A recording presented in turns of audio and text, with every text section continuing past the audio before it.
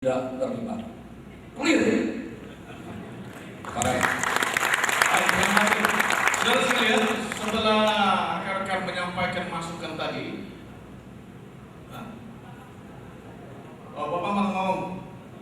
Oke, satu lagi, silakan Pak Bambang. Ya, shalom. Halo. Bapak Ibu, saya mendengar tadi masukan-masukan mengenai penilaian terhadap pengarahan dari Bapak Perintis. Saya sangat memahami dan bisa mengerti. Tetapi sebetulnya apa yang ada di hati Pak Sugiono itu tidak seperti yang disangka. Ya, kebetulan saya mengikuti terus. Saya adalah orang yang sangat netral.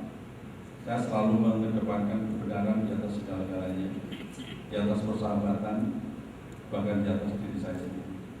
Jadi saya tahu betul apa yang terjadi. Jadi saya supaya ini seimbang, karena Pak Sugiono tidak hadir, sehingga suasana sidang juga akan lebih clear karena tidak ada hal-hal yang tidak jelas gitu. Nah, Bapak Ibu sekalian, munculnya pengarahan ini adalah yang pertama adalah keprihatinan Pak Sugiono sebagai ketua Dewan Pertimbangan. Ya. Baik. Bapak itu mewakili penjelasan Pak Sugiono atau pendapat pribadi Bapak? Pendapat saya, ya. Jadi karena saya ikut Pak, saya ikut membicarakan ini. Jadi saya tahu isi hatinya Pak Sugiono. Bapak simpulkan aja Pak. Ya. Supaya waktu kita. Ya, jadi singkatnya begini, Pak Sugiono merasa bahwa atau Dewan Pertimbangan merasa bahwa semua masalah-masalah yang datang ke Dewan Pertimbangan biasanya adalah masalah-masalah yang sudah berat. Dan karena Majelis Pertimbangan tidak punya kekuatan atau tidak punya otoritas itu Bapak Ibu, sehingga apapun yang diputuskan Majelis Pertimbangan tidak akan pernah bisa terlaksana. Padahal masalah yang datang ke Majelis Pertimbangan adalah masalah yang biasa mudah parah. Nah, itu sebabnya persoalan selalu bergantung masalah kecil malah jadi besar, masalah besar akan lebih beranak lagi. Dan itu pertama, penyebab pertama. Yang kedua, Bapak Ibu, di dalam pemilihan ketum ataupun sepuh, ya, yang ada di dalam sidang sinode itu persyaratan yang ada adalah persyaratan yang sifatnya administratif, ya kan? Umurnya berapa, pengalamannya berapa, sudah berapa lama jadi pendeta dan sebagainya. Nah, semua persyaratan adalah persyaratan yang administratif, tapi tidak pernah ada persyaratan yang sifatnya bisa melihat, menginterview pribadi tersebut betul-betul nggak memahami tentang GKRI. Saya percaya Pak Sugiono sebagai perintis GKRI punya kerinduan agar siapapun yang memimpin GKRI punya rohnya GKRI dan sebagainya. Itu sebabnya Pak Sugiono hanya ingin membantu.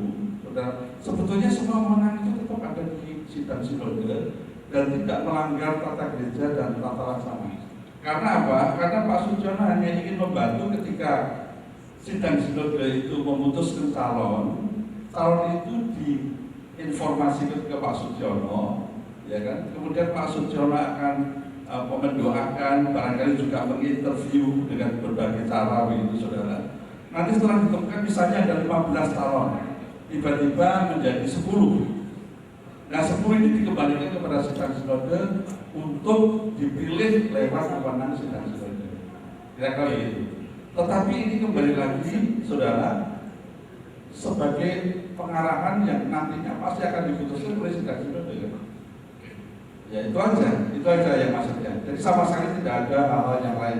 Hanya ingin Pak Sugiono supaya meyakinkan bahwa yang terpilih nanti bukan hanya karena standar administrasi, tapi betul-betul beliau yakin bahwa yang akan meneruskan pengembangan GKRI ke depan betul-betul orang-orang yang secara administratif memenuhi standar, tapi juga secara karakteristik juga memenuhi standar.